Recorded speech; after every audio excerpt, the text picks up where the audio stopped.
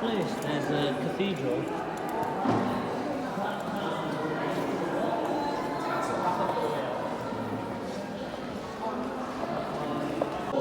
Please do come in and have a look. So as I was just mentioning to the ladies and gentlemen that came before, this is the piece that goes over the Kaaba. You've probably heard of the Kaaba. It's where the Muslims do the pilgrimage, where they walk around it. So this is 200 years old. Yes, so this piece is 200 years old. As we move further down, the small piece there in front, just this little small piece there, is approximately 10 years old. And this one here, the larger piece, from the time of the Ottoman Empire, which is 400 years old.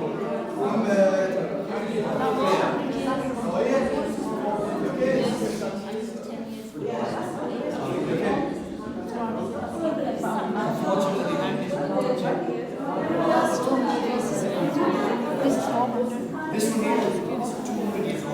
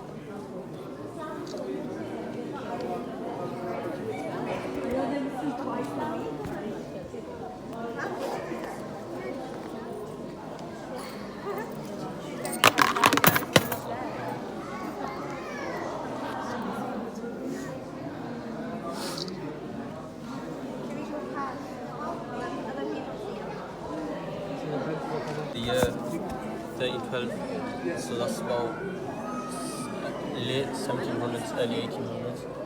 And the writing used for this is they use Rasa bronze. I know, it's great. It's from the Ottoman Empire, so you know when the text ruled. So And Jews, well, take care. I'm not sure which part of the Ottoman Empire it's from that time. Excuse me. The sword we. How old is the sword? The sword's not part of this.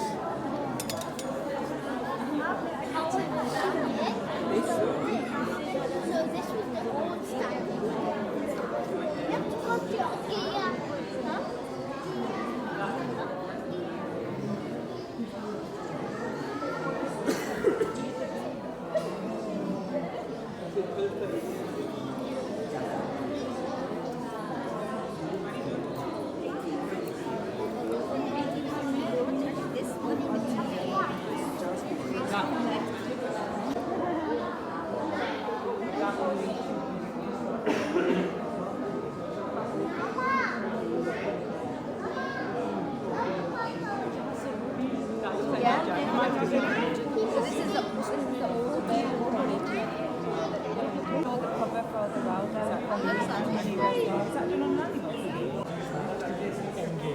The reason why we are here today is a free event.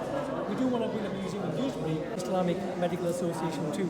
So we are moving around, but these events are free. We just want people to be aware of what we have so we can in the museum and generate some funding as well to engage. So, Thank you.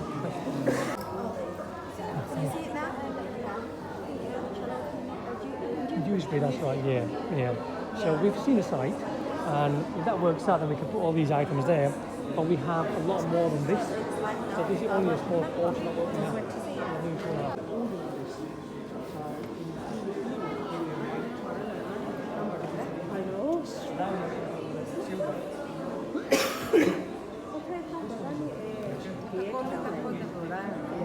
This is the gate.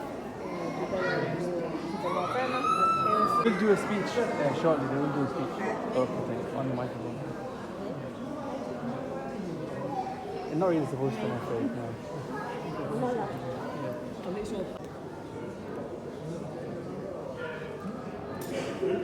This is a 6 years old.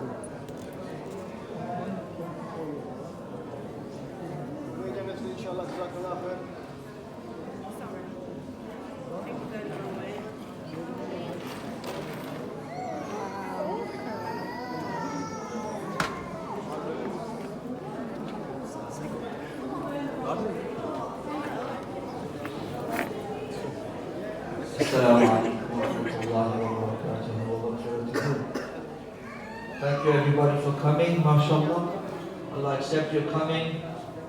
Allah elevate your iman and create a rekindling after looking at the artifacts of the house of Allah subhanahu wa ta'ala. First piece I want to talk about today is this piece here. This piece here is from the door, the gate of the house where Rasulullah final Muhammad is, which we call the Roda. The Roda, what does Roda mean? We know Riyadul Jannah. Riyadh means garden of Jannah. That place is from between the Kaaba of Rasulullah and his Qalfi in Medina. That area is called Riyadul Jannah. So what is Roda? Roda is the place that overlooks the garden. Rasulullah is 102 Hijri on the door, 1203 Hijri on the door of the Roda. At that time the Roda was different to what it is now. Today the men walk anti-clockwise past the gates. But at the time of Rasulullah, the Roda, the entrance was facing into Masjid al-Nabawi. This is the difference. The entrance to the house of Roda has been turned after Umar Abdul Aziz reconstituted the boundaries of the Roda because of something that had happened in an era before. Reconstruction, etc. The Roda, where the three graves are, this is covering the door. But this piece covers the grave of Rasulullah inside the inner chamber where the cover is. The cover is not where we think it is. Remember, when Rasulullah died 1446 years ago, Medina was not that level that you are walking on now. Masjid al-Nabawi has been raised 9 meters from the original ground plinth. Masjid al-Nabawi stands on a plinth which is 9 meters above its original ground. And the grave of Rasulullah is that 9 meters plus another 3 meters, which makes the grand total of 12 meters. So when you're looking at that Roda, although you see the mound, that is only to show you that the grave is here, at this spot, 12 meters under the ground. 3 graves are there. First is Rasulullah, second is Umar, third is Umar radiallahu anhu, second was Abu Bakr. The 3 companions, the 3 Sahabi, the 2 Sahabi and the Rasul, all friends to the last breath. The first people, or the first group of people to enter Islam. Abu Bakr was the first man to accept Islam. This green piece of Kiswa with the red, this is the parda that is on the grave of Rasulullah sallallahu alaihi wasallam. On it says, Hada qabr Nabi alayhi salatu wassalam, which is translated in, this is the qabr of Nabi alayhi salatu wassalam. The Nabi alayhi salatu wassalam. There is exactly another placard like this next to it and a third one. And the second says, Hada qabr Abu Bakr, and the third one says, Hada qabr Umar radiallahu anhu, Umar ibn Khattab. So the 3 graves are there. But all 3 graves are inside the first jali that you see. There are 3 jalis. All 3 graves are inside the first jali. That first jali is part of the house of Hazrat Aisha radiallahu anha. That third jali was a garden before. It was made after the demise of Usman radiallahu anhu, when it was all extended. Original house was only the first jali, and a bit more. And then a wall was built, and Hazrat Aisha lived on this side of the wall. And then again, another wall was built, and she lived on that side. And then it was the end, and she was buried into Jannatul Baqi. The green cloth you see is the inside walls of the Rawda. The red is the ceiling cloth. 809 years ago, Sultan Umar Abdul Aziz had the last inspection done of the inside chamber of Rasulullah sallallahu alaihi wasallam's grave. He sent one of his close viziers, who was a very learned person, to go and check the inside, the state of the Kaaba. Remember, Masjid al-Nabawi is not what it is then, is not what it is today. It was a very, very small, lower building. And, mashallah, this Wazir Alam, he went inside and he was very, very humble, and he made a drawing and he wrote all the facts, and he came out to Umar Abdul Aziz, who was the Khalifa, and he told him that this is so. And that's when Umar Abdul Aziz decided to seal the door for eternity now. So now, in the reign of Umar Abdul Aziz, all of the entrances, including the little skylight in the roof, were sealed forever. From then till now, no matter who he is, what king he is and what throne he wears, or how much money or how much robe he has, if he says he has been inside to the Kaaba of Rasulullah sallallahu alaihi wasallam, then he is but a liar, because it is sealed. The scribe who wrote the narration of Umar Abdul Aziz's scribe, when he wrote, he said that when I looked into the corner of where the grave of my Habib is, sallallahu alaihi wasallam, I noticed that there was hardly any incline left. The Zameen had sunk lower. It was almost flat. From there I realized that this is the qabr of Nabi alayhi salatu wasalam. The other two qubur, I could not even differentiate. Today when dignitaries are allowed to go inside to the Rawda, what happens is that the room that you see, the three gates, on this wall and here there is a small door. And to go inside, this lock is open. This lock. The lock is open, and then you have to duck to go inside. It is only about this tall. It's only this tall. So they duck and they go inside, and there is a green wall of this cloth. And on this wall, there is some of these red placards. And then if you look on the ground, you see a mark, a round mark. And that is the line of the grave of Rasulullah sallallahu alaihi wasallam. And then you take a step and you see another mark on the ground, and that is the marking for the grave of Hazrat Abu Bakr, Sahib fil Ghar, Rasulullah sallallahu alaihi wasallam, his companion in the cave. That's what I said. And then a third step you take, you see another mark on the floor, and that is the qabr of Umar ibn Khattab, Khalifatul Muslimin, Jazawul al-Ummah. This is what he says on those plaques, what I just said. This is from there. When they say they've been inside, that's where they've been to. After this, no one can go. And it's not a normal wall. The walls of Rasulullah's original house have collapsed. Umar Abdul Aziz, he had new walls built. And then Sulaiman, a new sultan, he appointed a lead wall to be built to safeguard the tomb forever from anyone who would ever try to steal, because someone did try to steal the grave of Rasulullah. They were appropriately dealt with. This is Medina. You will never get this close to this in your life. Even I won't. Because these are all behind the jali. You can never go. This is 242 years old. Usmani Khilafah. They did so much to build the Haram and the Haramain. And they truly were the best Khilafah that Islam was bestowed with.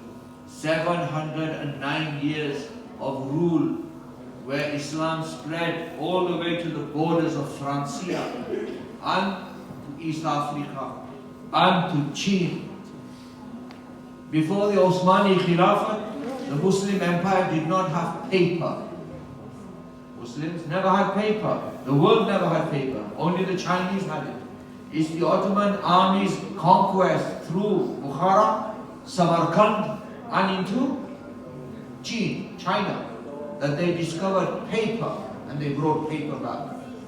And now, because you had paper, you had governance, you had administrative power, you had logistical power, and now you could write and you could circulate. Before you relied on papyrus, which would perish, or on animal skins, but you couldn't write a whole kitab on an animal skin, could you?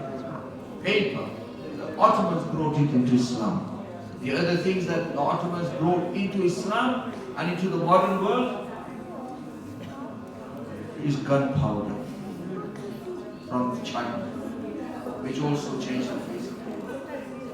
Farhan, I want everyone to look at that door there. That is the door, Khane-e-Kaaba. It is dated 1422 Hijri.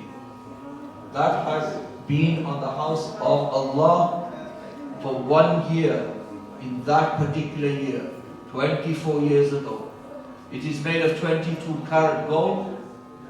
Everything that is silver on it is pure silver, 96 sterling. It was made by a king and his name is on there. The year it was made is written on there. The place it was made is written on there. Everything that is written on it is about the greatness and the oneness of Allah only. There is no reference to anyone else on there except Allah and His beloved Prophet Muhammad Rasulullah. That is the door to Allah's house. On it, it is only His pride. No one else has any pride bigger than Allah. That's Allah's sifat, that's Allah's haqq. And that is Allah's supremeness. This parda, this gilaf, this kiswa of the door of Khane-e-Kaaba was made in 1422 Hijri. It was the reign of King Fahd bin Abdul Aziz bin Saud. It was made in his era. The money came from his pocket. It cost us $11 million to make one set of kiswa. Everything you see on Khane-e-Kaaba, every year costs $11 million. I think today's rate would make it cost double that now. When it is done, it comes down every year. It goes into the vaults owned by Al-Shu'aybi or Al-Saud. No commoner can get his hands on this. It is not sold. It can only be gifted by one of these two families. To me, it was a gift. I was gifted it. All of it. I didn't buy it. I didn't beg for it. I had no idea, no dream that I would be given it. I was given it. And the guy who gave it to me has passed away. He passed away the 22nd of June. His name was Salim bin Al-Shu'aybi bin Zainul Abidin bin Tamimi. He has passed on. His son is now the new key holder of the house of Khane-e-Kaaba. His name is Zainul Abidin Al-Shu'aybi. He is the new key holder of Khane-e-Kaaba. I'm not a prince and I'm not Al-Shu'aybi. I'm just a commoner, just like you. But Allah wanted me to have this here in England. For what reason? Only He knows. But with my inferior intellect, I think that I need to create a museum, let people see it, let children see it, let schools come and see it, let colleges and universities understand it, let everyone see it so you understand how great the deen of Islam and how great Allah subhanahu wa ta'ala is. That's all it's for. I didn't charge anyone a ticket value to come. You would have all paid if you had been forced to. I didn't. No. I left it to you. That if you love Allah, if you love Rasulullah sallallahu alaihi wasallam, and you want to see that your children and their children and their children can one day see this, witness this, favor this, then you will contribute towards a museum. But if it was about money, I could have asked any price. I know people were offering me £500 for a private viewing. It wasn't about money. Allah didn't send this to people who are greedy for money. He sends it to people who are mukhlis, who are sincere, who want to pass it on. It's a gift. It's a gift for all of us. That man, in his wisdom, when he gifted it, Allah put it in his heart that this insan will do something that will help the people of our community, of our ummah. So many children have been to an assembly in a school where the Kiswa was put out for them to see. There are 150 questions. These kids, they have better questions than others. If I was to ask you questions, the first question would have been, how did you? ये 200 साल पुराना है। ये वाला जरा है 200 साल पुराना है। ये जरा छोटा है, ये वाला छोटा पीस, ये 10 साल पुराना है। ये वाला जरा है, ये 400 साल पुराना है, ऑटोमन एम्पायर के टाइम का।